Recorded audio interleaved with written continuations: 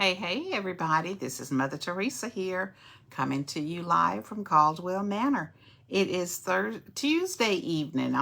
Tuesday evening, 7:02, and I am so glad that you all are here with me on tonight. Listen, share the live. Make sure that you are bringing in someone else with you on tonight. Don't just come and enjoy all of this by yourself. Make sure that you are sharing the live and also putting it out there for other people so they can also see it. I've got a little bug that's flying around in here, so I'm trying to make sure that I get it before it gets on to the on the camera. Well, listen, everybody, I missed you all on last Tuesday night, but I wanted to make sure that everyone who wanted to have an opportunity to watch the debate to do so. And all I could say is, oh my goodness. I'm not even going to get into that, but all I can say is, oh my goodness. So listen, I want to make sure that you all are ready for tonight because I want to share a couple of things with you all. I've not been feeling the very best for the last couple of days. I've actually been at home for the last couple of days trying to recoup. And so I'm going to ask those that are on here to definitely keep me in your prayers, that God will definitely heal my body and make me whole. I definitely believe that God is able and capable to heal all infirmities and diseases and sicknesses. So I'm going to ask that you all would pray for me. And as you all are praying for me, I will most definitely pray for you. So tonight, I wanted to jump right in. I wanted to talk about finding beauty in everyday chaos. And I'm just going to do a shameless plug. If you have not purchased, I won't say it's grandstanding, but Conversations from a Mother's Heart, you need to get it. It's still available on Amazon. And if you don't want to get it from Amazon, give me a call or put it in the chat and say, Mother Teresa, please send me a copy of your books, okay? So tonight we're going to talk about finding beauty in everyday chaos. And I just wanted to say that this definitely touches home for me because, like I said, I haven't been feeling well for the last couple of days. And even though I haven't been feeling well, I have to remind myself that we're not always going to feel 100%. We're not always going to feel, good all the time. We are going to have some days where we're just not feeling ourselves, and it may be a physical ailment or it may be something emotionally that's going on with you, or emotional things that's going on with you. It could be things that's happening in your home. It could be things that are happening in your finance. It could be just all manner of things. It could be spiritual warfare. It could be things that's going on with your children. You name it, it could possibly be things happening on our jobs. And so when we have that chaos in our lives, what do we do about it? What do we do to ensure that we are going to be okay in the meantime? And I read a book several years ago by Iyanla Vanzant, and it was called In the Meantime. And a lot of times things that happens in our lives, basically we are, hello there, mama, and everybody that's here with me on tonight. There are a lot of things that happens in our lives, and in the meantime is really the time that we're going from the initial situation that's happening until it's over. So what do we do in that meantime? How do we manage our time? What do we do? And when I say that, I'm asking, do we just kind of, wallow in it? Do we just kind of take it and just say, oh, poor, pitiful me? This is happening to me and there's nothing that I can do about it. So I'm just going to just wallow in it. I'm just going to just not do anything with it or about it. I'm trying to make sure I can see your comments, everybody. So excuse me for kind of looking over. What do you do? What do you do about the whole situation when you are going through things that you're going through in your lives? Well, one of the things I can tell you is that you absolutely do not want to wallow in it. You do not want to just get down and stay stay down. What you want to do is you want to find a way that you can occupy your time in a manner that's going to be positive and beneficial to help you get through that thing. And a lot of times what we find ourselves doing is that we begin to compare what's happening in our lives to what's happening in somebody else's lives. And that's not a good thing to do, because let me just tell you, and just being on social media and just watching different things that's on all these social media platforms, people are giving you the absolute best that they want you to see. They're not giving you the behind the scenes, the nitty gritty, the dirty, nasty, filthy stuff that's happening in their lives. They're not giving you all of that. They do not want you to see all of that. Now, mind you, there may be some people that will actually show you the complete behind the scenes. Thank you, honey. They may give you the complete behind the scenes, everything that's happening. But for the most part, they don't want you to see that. They don't want you to see their everyday struggles. And let me just tell you, we all have everyday struggles. Your struggle may be different than mine. And of course, mine may be different from yours. And of course, the neighbors across the street, their struggles are going to be different. So we shouldn't compare the things that's happening in our lives to the things that's happening in other people's lives, because we don't know the full story. And sometimes when we think, oh my goodness, it is absolutely, my life is so horrible, it's so terrible, and there is nobody going through the things that I am going through, I guarantee you they are. Or there are other people that are going through things similar to what you're going through, or it could even be worse. So let me just say, don't compare. That's what I was saying. All of this is to say, don't compare. Just look at what you're dealing with, and you go to God for the things that you are dealing with. And if you go to God for the things that you are dealing with, then He's going to prepare you. He's going to make a way of escape for you. And He's going to do the things that need to be done in your life for you to be able to come through, for you to be able to escape that or come out with a testimony. Every time that I think about the things that we are going through in our lives, I believe that God is, first of all, He's given us another experience.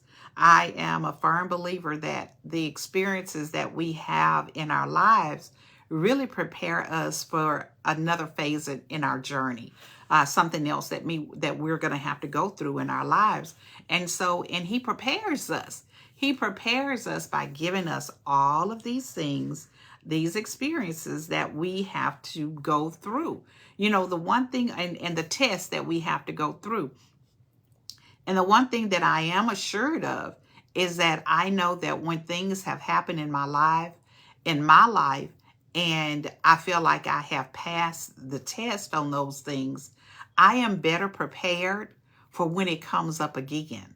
I am better prepared, and I recognize it and say, oh, I've dealt with something similar to this. And so I'm better prepared to deal with it.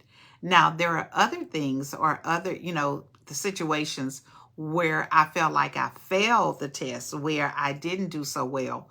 And my struggles, my everyday struggles that I feel like I haven't passed those tests yet, they keep coming up. Yes, absolutely. They keep coming up. And I look at it and I think, Teresa, you need to pass this test so it won't keep coming up. So it won't keep being a hindrance or a bother in your life. And I know that. So I'm just sharing that with you all. So things that keep coming up, and they come up again and again and again. Listen, you all, and listen to me. I'm talking to myself too. We haven't passed that test yet. So until we can pass that test, it's going to keep coming up. But all of those combined together make up the experiences that I believe that God allows us to go through. He needs to teach us some things. And I believe that the Holy Ghost is the best teacher. He needs to teach us some things so we'll know how to handle things when they come up again. And I do not believe that there is just situations that happen once, and then they're done. I believe that there is a twist on so many different things that come up in our life. And of course, this chapter is finding the beauty in everyday chaos. So we know that we're going to have these challenges. We know that we're going to have these things that are coming up in our lives. So then now, how do we find the beauty in it? How do we find those things how do we turn the lemonade, how do we turn the lemons into the lemonade? How do we turn those things around and make it work out for our good? You know, I've heard that song, you know, he meant it for my bad, but God meant it for my good. He did it for, you all know the song. Some of you all may know the song, but it was intended to hurt me. But in reality, God turned it around and it was for my good. Somebody put the name of that song, what I'm trying to say. It's a really good song, and it's a really good song that is, it gives you a sense of, although things may happen to you, just know that God is working on our behalf. But how do you find the beauty in it? How do you find the good in the situations that you're going through? And, you know, again, I stated that I've been at home for the last, he meant it for my good. Yes, yes. Okay, I can't see everything but on this, but thank you all for putting that in that. Hold on, you all. Hold on. I've got a little bit of feedback, so let me get this situated. I've got a little bit of feedback, so okay. All right. All right. This works out. I can actually see the comments on here. Candace said, God meant it for my good. He brought me out without a doubt. I knew that he would. Amen. Yes, indeed. Well, listen, let me tell you all. Absolutely, I agree with that. There, when you can find the beauty in your situations, that's when you know that everything is going to be all right, at least for me. Because like I said, even though I've been at home for the last couple of days, not feeling well, I've been able to, you know, make contact with my doctors and try to make some arrangements so I can start feeling better. And so, and not only that, but it's given me an opportunity to kind of really do some soul searching about some other things that's kind of been going on, that's happening in my life or in my family's life. So it kind of given me an opportunity to just kind of, you know, do some soul searching and also just kind of do some, you know, thinking about, you know, things, decisions that I know that we're going to have to make, you know, really, really soon. So, the beauty in it is, first of all, I'm trying to relax and get a little bit of rest, because I don't want another episode that happened a couple of years ago where I was out of work for an extended period of time. So I'm trying to do what's necessary in order to prevent that. But what are some things that's happened in your life that you've had to find the beauty in it? You've had to really dig and look at it and say, you know what? Although this is happening in my life, what can I do, or what is it that I need to make sure that I am doing to make this not be such a burden? You know, the question in here for one of the days, it says, reflect on a moment, which is what I've been asking you all to do. Reflect on a moment of chaos in your day and find a small beauty within that. Also, it says, share a photo capturing the messy beauty of a typical day in your life. And then discuss how finding beauty in chaos brings a sense of joy to your journey. You know, and so those are some of the prompts that are listed in chapter 50 of this book. And basically, when you start really thinking about it, it causes you to do some soul searching. It causes you to really consider, you know, what is it that I'm going through right now? And why am I going through this? First of all, why am I going through this? Because sometimes we can go through some things that are of no fault of our own. Sometimes, you can be on the receiving end of someone who has, hello there, my sister. And she says, to the grandstanders, hey, Cint, let me just tell you something. A lot of times on social media, okay, I'm going down a rabbit trail, so I'm going to tell you all this right now. So I'm deviating from what I was talking about. So a lot of times I look at the people that are on social media and some of the content creators that I follow, and they have a name for the people that follow them. And I've never really thought about, what would be a nice name for the people that come on and listen to me as I grandstand. And so, Cynthia, thank you, because you have helped me to come up with a name for my group, or for the people that listen to me. You all are the grandstanders. And I thank you for that. And a lot of times when Cynthia comes on, she says hello to me and hello to the grandstanders. So thank you, Cynthia, for helping me to come up with a name for the people that are following and listening. So I thank you for that. So you all are the grandstanders, okay? So thank you, Cynthia. Candace said, I love it. Yes, I do too. And when I kept seeing that, and I was thinking, that sounds pretty catchy. You all are the grandstanders. So welcome, grandstanders. And a lot of times at the end of the show, she will say, good night, grandstanders, and everything like that. So thank you, Cynthia. I appreciate that. So, okay, let me get back to where I was talking about. She said, you're welcome. So let me get back to where I was talking about. Sometimes things happen in our lives, and it's no fault of your own that you are in some of these situations. And sometimes when that happens, you have to ask yourself, what is it, God, that you want me to learn? What lesson am I needing to get out of this situation? And not only that, but what is it about this whole situation that I need to make either some internal changes or some external changes? And when you start thinking about all of that, again, sometimes it's not you. Sometimes it has absolutely nothing to do with you. And sometimes when this is happening, a lot of times this is maybe at your places of employment. Sometimes people have an agenda, and their agenda, you're just what do they call it? A casualty of war. It has nothing to do with you at all. You're just a casualty of what they are trying to accomplish. And people will come up with different schemes and different, agendas and things that they have been planning for years sometimes. And sometimes you're just caught in the middle of it, and you're just a way for them to really get to what they're trying to accomplish. And as you are thinking about that chaos and finding the beauty in that, I think one of the things that I know is that we begin to pray.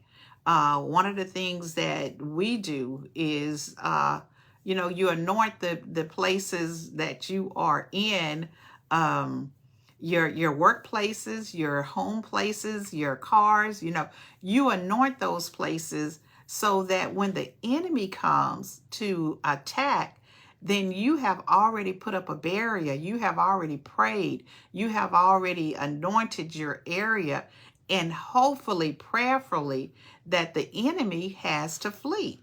And that's a lot of times, what's happening with us when we are trying to figure out and trying to find the beauty in the chaos. Sometimes just know that it may have nothing to do with you. Now, on the other hand, it may have a lot to do with you. Maybe there are some things that you need to do. When I say you, I mean me as well. But maybe there are some things that we need to do. We need to kind of check ourselves. And sometimes that is the absolute hardest thing. And yes, I'm talking to myself first. That is the absolute hardest thing to do, is to check your motives. Check what you're doing and the things that you're doing, and really see where you're coming from.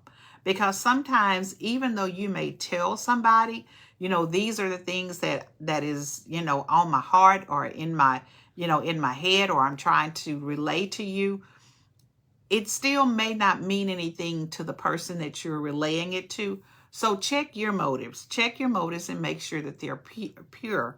And also, if you are having some chaos, again, I talked about it being at home, being at work, being, just with your friends, in your church, different things like that. Try to have conversations with people. Try to have conversations with people. And sometimes, you have to be careful of how you have those conversations. I'm guilty of just kind of spewing out things that may not sound so pleasant, but sometimes in the mix of trying to get your point across, you say things in a way that you wouldn't necessarily say it had you really put some thought into it. So I know I'm kind of all over the place, but when you're trying to think about finding the beauty in the chaos, it's really some soul searching. You've got to figure out, again, why are you in this place? Why are you having the chaos? Again, it may not be necessarily something that you have created. You may just be a casualty. But then what are you doing in the meantime? Are you praying? Are you trying to make sure that you did a self-inventory of yourself to see, is it something that you need to change? And again, like I said, talking and dealing with ourselves can be very, very hard. It can be where we don't necessarily see ourselves, but somebody may be able to share with you and say, hey, I know you may not intend, mean this way, but this is the way that it's coming across. This is the way that I'm receiving it. And so having that conversation can be very helpful if both parties are ready to listen and also ready to hear, not only listen, but hear, and then do, have actions behind it. And again, not only that is that, as I stated before, have conversations with people. Check to see where people are, because sometimes, when you are having conversations with somebody, you have your own agenda. You have all of the things that is going on inside of your head and all of your baggage and all of your stuff. But guess what? That other person has baggage and stuff and also things that they're dealing with. And so when you may not necessarily be aware of that, you may not necessarily be aware of what's going on, because they haven't said anything to you. And so when you just kind of fly off the handle or whatever, but then you haven't been considerate of other people's feelings as well. So again, how do you deal with the chaos? How do you find the beauty in it? How do you make sure that you are okay? How do you make sure that your heart is pure? Because one of the things that I know is that most people want to be nice to other people. Most people want to be cordial. Most people want to have, calm and peace and tranquility in all of their surroundings. And so, and when that is disturbed, there's some things that, you have to kind of figure your way out to see how do you handle all of that. So again, just find the beauty in it. Do some soul searching, do some digging, make sure that you are okay. Make sure that the other person maybe is okay, or the situation is okay. And then let me just go tell you, sometimes the chaos can be so very bad that you may have to separate yourself from that chaos. And sometimes when you're separating yourself from that chaos, it may seem like, oh my goodness, especially if it's like an employment, you may find yourself walking away from a job that you thought that you would retire from, or you walk away from a job that, that is very, it pays your bills. and not only pays your bills, but a good paying job with benefits and different things like that. But at what cost? At what cost do you stay there and deal with all of the drama and all of the things that you're going through? Sometimes it is not worth your mental health for you to be there. And again, it's that's left up to you. Now, I'm not telling anybody to quit their job. Don't. That's not what I'm saying. I'm just saying that in some situations, you have to weigh the pros and the cons. You have to look at the positives versus the negatives. And I would never recommend anybody walking away from a job if you don't have another one really already lined up, or you have savings that you can sustain yourself until you can find something different. But I also recognize that there are some situations that you have to just negate everything that I just said and get yourself in a good place. And that may mean getting away from there. And so when that happens, of course, I know that you've already prayed about it, because we're not supposed to do anything. The Bible says in all their ways, acknowledge him. And that is in everything. So if you're going to make some huge steps like that, make sure that you have prayed and that you have acknowledged him and that he has given you a sense of what to do. We don't want to misstep. We don't want to make any mistakes in our walk with God. Listen, you all, I have enjoyed grandstanding with you all. And I know I kind of maybe didn't go in the direction, but I have to go the direction that God gives me. So as you all are going through this week, think about finding the beauty in the everyday chaos. First of all, make sure that you've done some self evaluations, and we don't do that enough, you all. We do not take the time to do some, checking on ourselves and really going deep into how we're doing and how we're feeling, which is another great reason for you to have this journal, because this journal really pulls a lot of things out of you, and it makes you really search, and it makes you really get in touch with your feelings. Not only that, but it gives you an opportunity to talk about, the things that you want to feel. How do you want this day to turn out? And not only that, in the evening times, it gives you an opportunity to reflect on the things that you did for that day and how did it turn out? What was the best part of your day? What did you learn from today's experiences? And then what are you looking forward to on tomorrow? So as you're going through this journal, you're really doing a self-evaluation. Like I was saying, sometimes we fail to really look at ourselves. We are so busy looking at other people that we don't look at ourselves and take a good look at, what is my position? Why am I in this chaos? Why am I going through these things? But take a look at yourselves, and then, ask God to help you. And in turn, with God helping you, he's going to help the situation. I'm a firm believer in that. All right, everybody, I have enjoyed you grandstanders being with me on tonight. I really hope that what I have said on tonight has been a blessing to you. And as we are leaving, I'm going to say I look forward to seeing everybody on next week. Let me see if I can find this theme music, and then we're going to be done for tonight. Thank you all, everyone, for grandstanding with me on tonight. I look forward to seeing everybody on next week. Unless something comes up and I'm not able to be here, I really hope that you all have a great week, a blessed week, and I look forward to seeing you all on the next time. All right, good night, everybody. I will see you all later. Let me see if I can find this music.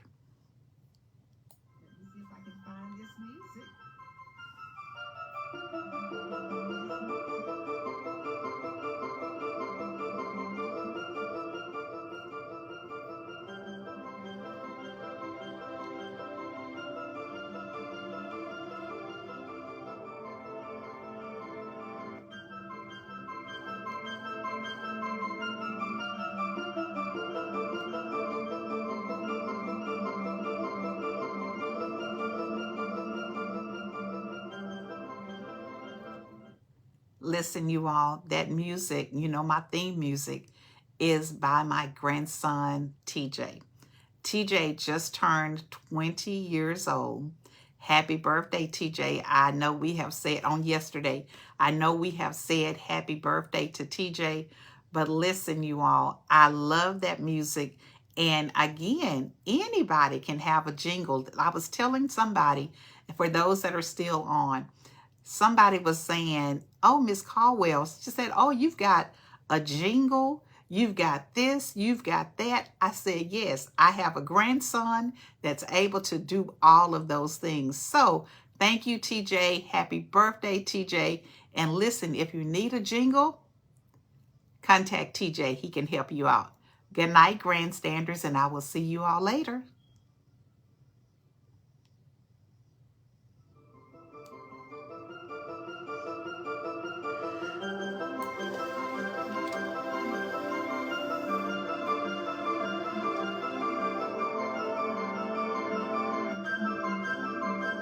Good night, everybody.